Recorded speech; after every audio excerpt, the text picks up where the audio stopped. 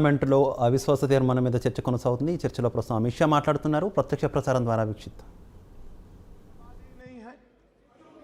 अल्पमत का सवाल इसलिए नहीं है क्योंकि जब तक जो अविश्वास के प्रस्ताव के विरोध में बोले हैं और जो समर्थन सदन का दिखाई पड़ा है, मतदान होगा तब होगा जो कराएंगे तो, परंतु जो समर्थन दिखाई पड़ा है वो बताता है कि अल्पमत का सवाल नहीं है। और जनता में भी विश्वास है मान्यवर, जनता में विश्वास इसलिए है कि देश के 60 करोड़ गरीबों को उनके जीवन में नई आशा का संचार अगर कोई एक प्रधानमंत्री और एक सरकार ने किया है तो नरेंद्र मोदी सरकार।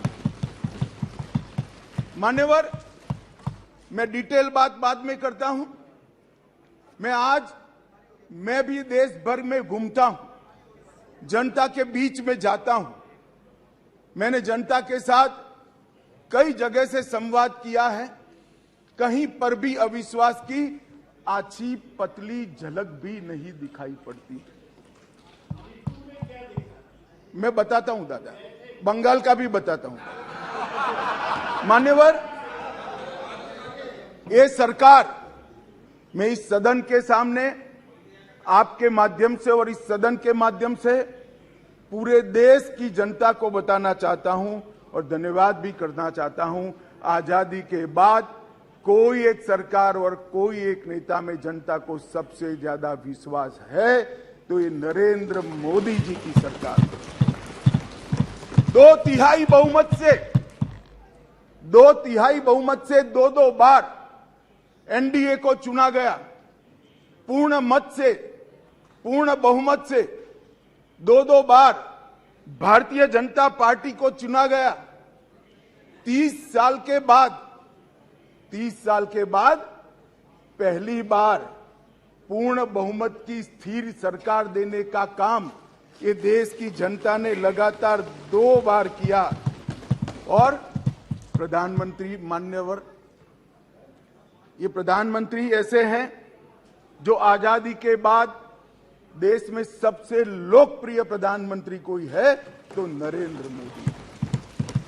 और ये मैं नहीं कहता, दुनिया भर के कई सर्वेक्षण कहते हैं आजादी के बाद सबसे ज्यादा एक भी छुट्टी लिए बगैर 24 घंटे में से 17 घंटे काम करने वाला कोई प्रधानमंत्री है तो नरेंद्र मोदी।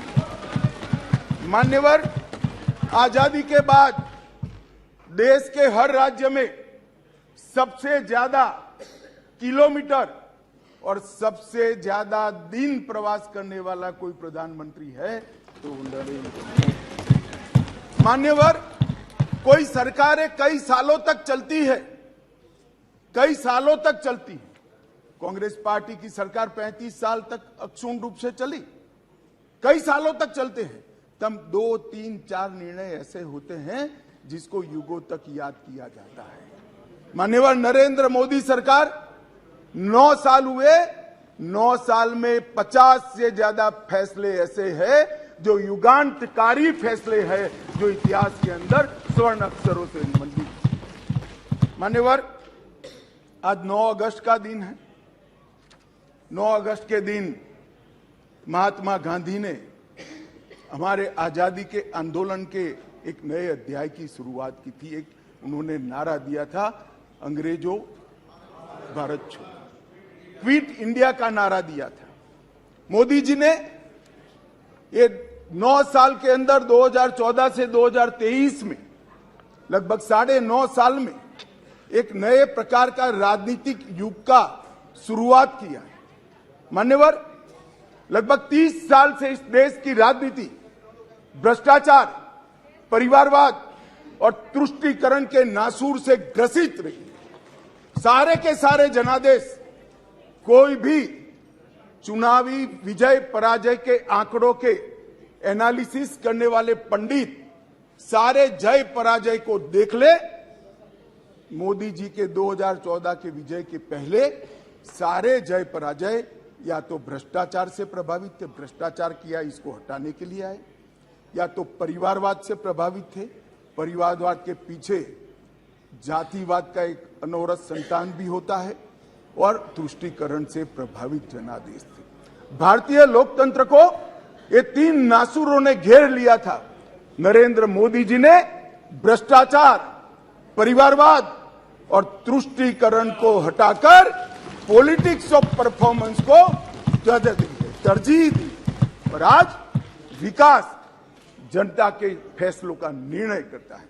मगर फिर भी कहीं कहीं दूर तक भ्रष्टाचार भी बैठा है, बच गया है, परिवारवाद तो दिखाई ही पड़ता है और तुष्टीकरण की राजनीति भी चलती है। इसलिए मोदी जी ने आज नारा दिया है, भ्रष्टाचार क्विट इंडिया, परिवारवाद क्विट इंडिया, तुष्टीकरण क्विट इंडिया। मान्यवर, अगर भ्रष्टाचार, परिवारवाद और तुष्टीकरण एक क्विट इंडिया अगर कर लेते हैं तो इस देश की राजनीति में मोदी जी ने 2014 से एक नए युग की शुरुआत करी है, विकास के युग की। वो हमारे स्वतंत्रता सेनानियों के कल्पना के भारत की निर्मित 2047 के बहुत साल पहले कर देगी, इसका मुझे पूरा विश्वास है। मान्यवर, अविश्वास का प्रस्ताव एक संवैधानिक प्रक्रिया है, हमें कोई आपत्ति नहीं है।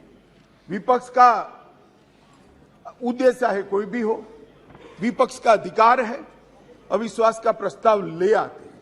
और मैं तो कई बार मानता हूं कि अविश्वास प्रस्ताव से पार्टियों के और गठबंधनों के चरित्र उजागर होते।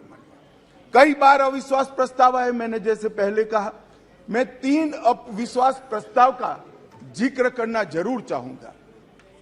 2 अविश्वास प्रस्ताव है यूपीए सरकार के खिलाफ, जो हम विपक्ष में थे तब लेकर आए थे, और एक अविश्वास प्रस्ताव एनडीए सरकार के खिलाफ था, जो यूपीए जब विपक्ष में थी तब लेकर। 1993 जुलाई में नरसिम्हा राव जी की कांग्रेस की सरकार थी, उसके खिलाफ अविश्वास प्रस्ताव आया। अब सरकार बचानी होती है, नरसिम्हा राव जी को बचानी थी। कांग्रेस का मूल सिद्धांत है येन केन प्रकारेण सत्ता में बने रहना, सत्ता में बने रहने का प्रयास करना। ना इसके लिए सिद्धांत होते हैं, ना नीतियां होती है, ना औचित्य होता है। मान्यवर, नरसिम्हा राव जी की सरकार अविश्वास प्रस्ताव जीत गई और बाद में कई लोगों को जेल की सजा हुई, स्वयं नरसिम्हा राव जी को हुई, क्योंकि झारखंड मुक्ति मोर्चा को घूस देकर अविश्वास प्रस्ताव पर विजय प्राप्त करी। आज कांग्रेस भी है, कांग्रेस भी वहां बैठी है और झारखंड मुक्ति मोर्चा भी वहां बैठा है। मान्यवर, 2008 में मनमोहन सिंह जी विश्वास प्रस्ताव लेकर आए। विश्वास प्रस्ताव के वक्त भी एक बार यहां पर बरोबर देश में वातावरण हो गया था कि इनके पास बहुमत नहीं है, बहुमत था भी नहीं। और मान्यवर, इस सदन ने उस वक्त सबसे कलंकित घटना देखनी पड़ी, सांसदों को करोड़ों रुपए की घूस लेनी पड़ी और हमारे ऑनेस्ट सांसद वो रुपया लेकर पीठ के सामने आए और कहा कि हमें संरक्षण चाहिए, हमें रुपया ऑफर किया गया और वो सरकार बचा ली। तो एक तो चरित्र है यूपीए का, सरकार के सामने अविश्वास का प्रस्ताव आए या कोई अविश्वास का प्रस्ताव न लाए, इसलिए विश्वास का प्रस्ताव वो स्वयं लाए।